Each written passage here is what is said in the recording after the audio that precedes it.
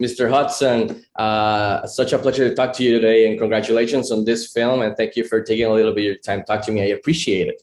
Right. Well, thank you. It's great to talk to you. Yeah, I'm excited about this film in particular. But yeah, it's good to talk to you. So as a kid, I grew up on the original Ghostbusters films from the 80s, obviously. So I was happy and ecstatic to see you reunite on screen with the other guys for this new film. So first off, I wanted to ask you, how did it feel getting the team back together again? And how was your experience of getting to wear the suit, getting the proton pack back once more in your back, and working with Dan Aykroyd and Bill Murray again in this film? Well, over the past almost 30 years, we've always kept contact.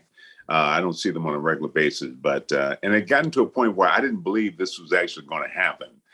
But when Jason Reitman called and it kind of came together, my first day on the set, we had the scene where we had to put on the jumpsuits, and seeing Bill Murray and Dan Aykroyd in the jumpsuits with the backpacks. It was very emotional because this film has been such a huge part of my life and my connection with my fan base. I've done a lot of movies, but Ghostbusters is that sort of, centerpiece. And I sing Sigourney Weaver and Annie Potts and meeting the new cast, and Paul Rudd I was a fan of, but to get a chance to be with him on the set, it was yeah, my wife said, you're kind of tearing up a little bit. It was kind of emotional for me. That sounds amazing. So I thought this film was the perfect passing of the torch of sorts to a new generation of Ghostbusters. It was nostalgic, but with fan service, but also always serving the story, which is important. So how do you feel now, knowing that the film did great in the box office and was well received not only by the fans, but also the critics? What does this mean to you, and that this film was well received around the world, basically?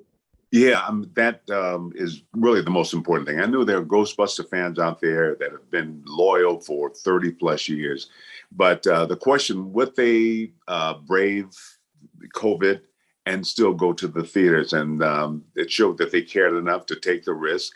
And now that it's out on Blu-ray and streaming and video, where families have access to it, I'm really excited because a lot of people, especially with small children now, it's always been a movie that you can introduce your kids to, and little kids love it. And so that's for me the exciting thing, because I've always felt fans have asked me like when, and I never had an answer. So now we have an answer.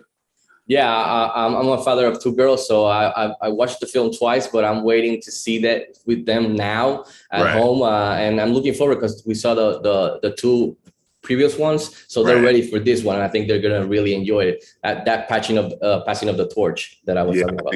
So yeah, I love the fact that it's kids that they can relate to discovering this stuff. Where we move to the next, we'll see. But right now, just enjoying this, That was my last question before wrapping up. I wanted to ask you, I know you can't give exact details and etc., but based on the post-credit scene where we'll see Winston returning to the original Ghostbusters base in New York, will we have a new installment? Is there developing a new sequel? Are you game to returning once again for more Winston? What can you tell us without any details, exact details and stuff? Well, you remember my line from the first movie, if there's a steady paycheck in it, I'll believe anything you say. So, that is true. That is the most important. Yeah. Yeah. And I love to work. I mean, I'm at a point in my life where I'm only really doing things that I enjoy doing, but I'm in, as far as I know, really good health. I'd love to see a continuation, but I never really hope for anything in this business until it's real. But I think the fans are there, and I really appreciate Jason Reitman kind of correcting some things that I never really felt comfortable with. And I think he addressed not just Harold, which was amazing in the movie, that homage and tribute to him, but he also addressed Winston. And I think, yes, when I was a kid, when I was after the first Ghostbuster movie, I would go to schools and talk to little 4, 5, 6 year, elementary school kids. And they would always ask this weird question of, where does Winston go? And it took me a while to get what they meant, but because we see him, but he disappears. We don't, does he have a family? Does he go? And I think Jason address that, and it meant a lot to me personally that he did. Yes, it definitely worked as for your character to see all that background a little bit and see what he's been doing all this time. And I loved it. So again, Mr. Hudson, it's a pleasure to talk to you today for a little bit. Congratulations on Ghostbusters Afterlife. And thank you for taking a little bit of your time to talk to me. I appreciate it. Great talking to you, man. Just the best to you and this 2022. Yeah, and we wish you the best always. And saludos from Puerto Rico. Take care.